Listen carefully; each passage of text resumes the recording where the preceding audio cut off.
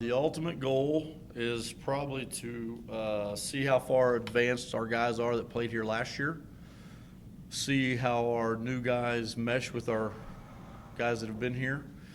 The unique thing is we've had 7 practices and Cam and Hugh haven't been here. So pretty pleased with our team right now, the way they've meshed and played well together and done what I've asked them to do and worked hard, and really excited to see Hugh and Cam with these guys. And then, we got 2 guys that are going to be part of a playing situation that aren't here. So, just trying to see where we are at this point in August. It's we got a lot of guys back, and it's kind of a chance for me to coach for the first time, if you will, and that's going to be good for them. It's going to be good for me. So that's kind of the objective right now. Can you find a starter out of the group that you're taking to Australia? Yeah, I got about 9. Got about 9 starters. Do you know which direction you might go? No, I have no idea. We've got about 4 or 5 guys that could do it. I got 4 or 5 guys that could play there, just depending on which way we want to go. I really don't know because Deshaun's not here. Tony's going to be hard to replace. He's a 20th pick in the draft. He did a lot of good things for us. He's a great team player, very unselfish. Hard to replace. It's just like it's going to be hard to replace Steve. I've said it over and over. He's probably the best coach that's ever coached here. Not because he's my friend, just what he's done. And that's a tough responsibility, and I understand that. And we got to kind of go from there. But right now, I don't see anybody which direction. It's awful early. Coach, how do you keep Hugh and Cam up to speed? Do you just send them video? Or We've been drop boxing them. We've been drop boxing all the practices, so we'll find out if they've been watching it, and hopefully Hugh's not had his wetsuit on every day and out there with his dad, and his dad has sent us some funny pictures of some Shark Week attacks. So it's been interesting. I don't know if there's too many. Excuse me. I don't know if there's too many of our guys that are going to get in the water. So I think they'll be up to speed. Cam's playing at a high level. Probably the highest level he's ever played in his career. And, I'm looking forward to seeing him, looking forward to being around him again, and I think it's going to be good for our guys. I know it'll be good for Kendall and Alex and the guys that were here last year to be around them, and it'll be good for our new guys. Coach, you talked about, meeting up with Luke Longley. We're trying. Luke's got a lot of stuff going on. I don't know if everybody knows he's an assistant on the Boomers team now. He's doing a good job with that. He's got involved with that. He's interested in that. I'm trying to get him. Cam's going to have to go to the tryouts the 7th through the 10th for the Boomer squad. So that tryout will take place, and then Cam's going to meet us at Brisbane or from where he's from, and then hopefully we can meet up with Luke then. But we've been trying to get in touch with him. We've touched base with him. I've talked to him a couple times, so hopefully we'll get connected. And he's a big part of this university. He played here, played with the Bulls with some championships, and he's probably the biggest name player from Australia. So hopefully we'll catch up with him. You had mentioned earlier in the week that because Cam's going to be trying out for the Australian team, right, you won't see a lot of minutes. But what's kind of the plan for Hugh in terms of his minutes? Since he hasn't I'm going to play Hugh a lot. Hugh hasn't played the whole month. So one reason was to give him time off because he's played national events every summer until he got here.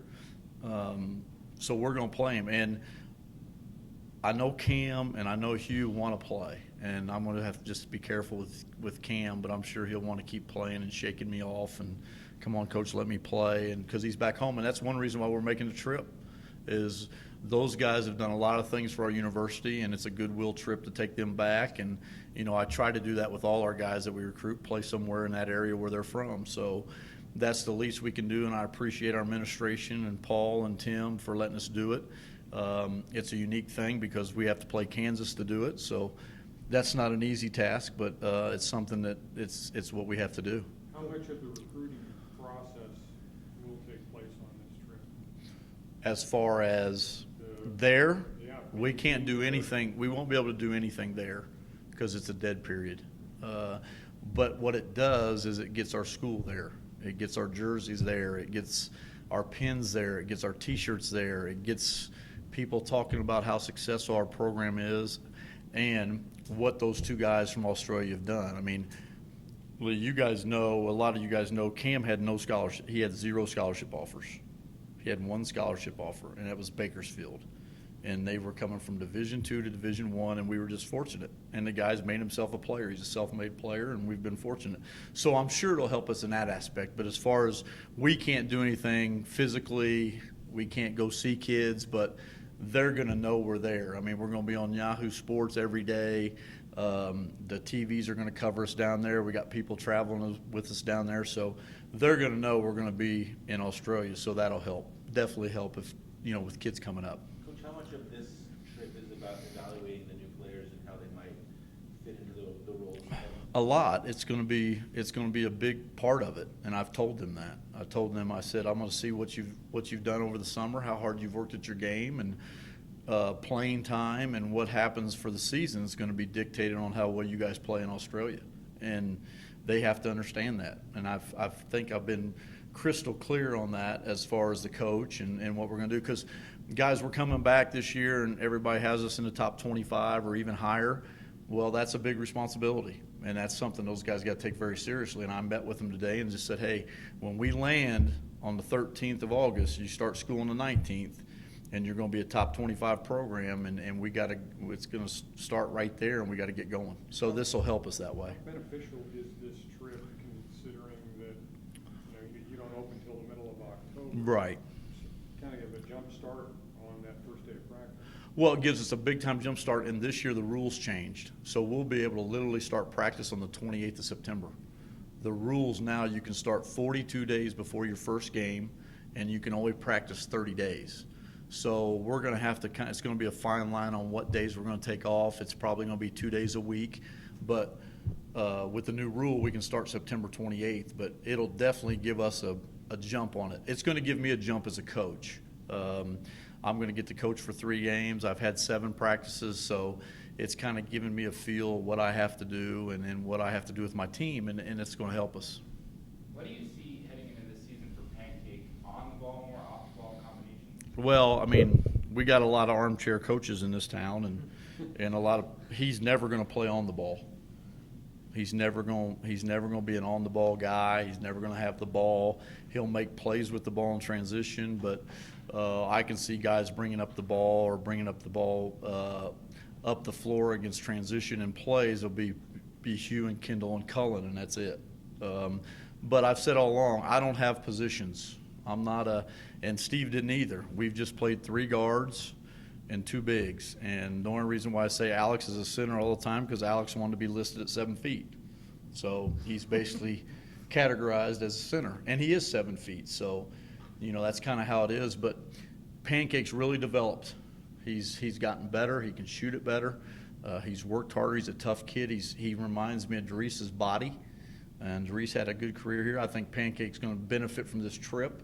And he's going to get better and better because he just does everything right. He's on time. He's responsible.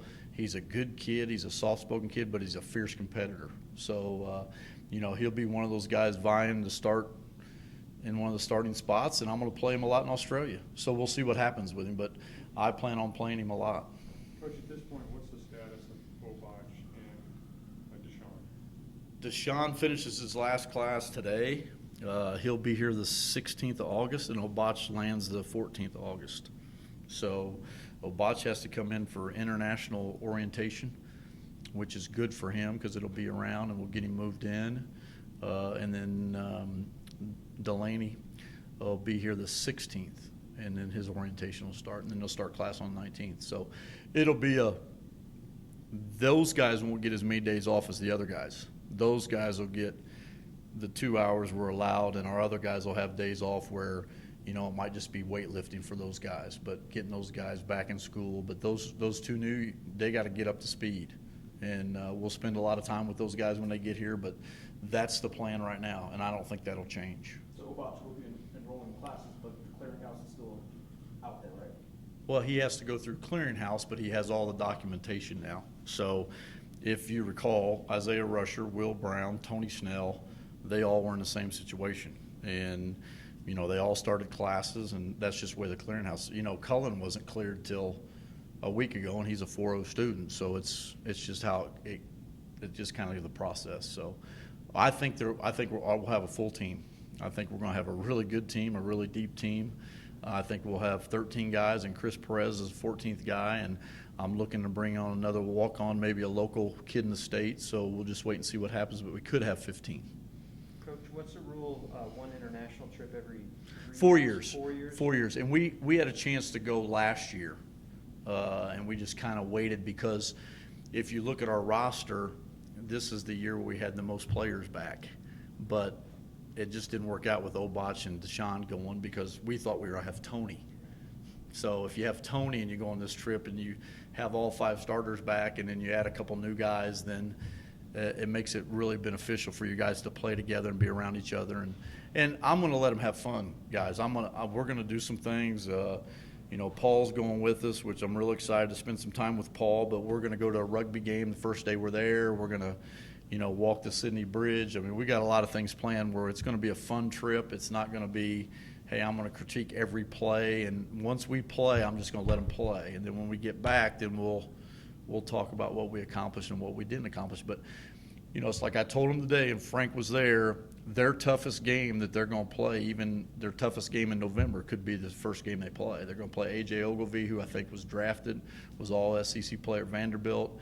Ben Allen, who played at Indiana and played at St. Mary's, went to the Sweet 16.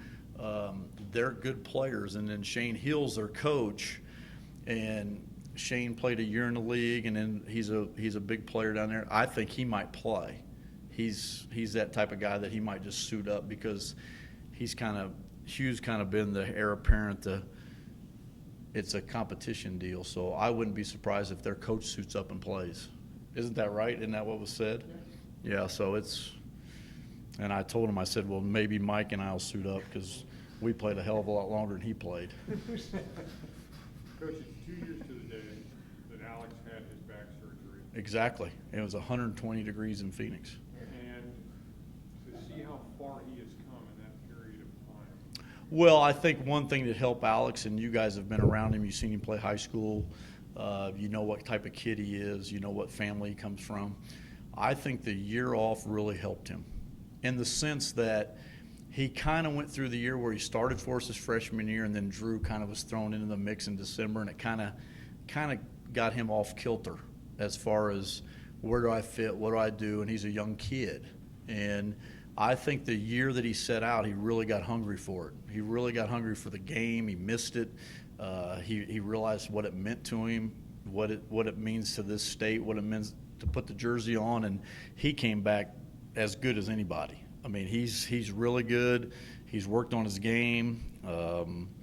So I'm excited for his year. He's been a monster in practice. Now, we don't have anybody that can compete with him size-wise, but we have some pretty good athletes and some big kids, and it'll be interesting to see how he plays in Australia. Coach, how's the transition gone from assistant head coach to head coach? It's been interesting. It's not easy to walk through the malls. It's not easy to go to all-star games, but it's fun. I enjoy it. I've said it over and over. It's the best job around because of our fans. But it's a huge responsibility, and I don't think you realize that till you're in that seat. So that's been the biggest adjustment. Paperwork, media request, and then also I've took it on myself. I only know one way to do things, so I've had to learn how to delegate. I've always been doing, I work hard. I try to do the right thing, but this summer and this spring, I've recruited like I was an assistant. And I think that's what I have to do, taking over the program, and I'm not, and I'll never say I am. Steve's got great notoriety.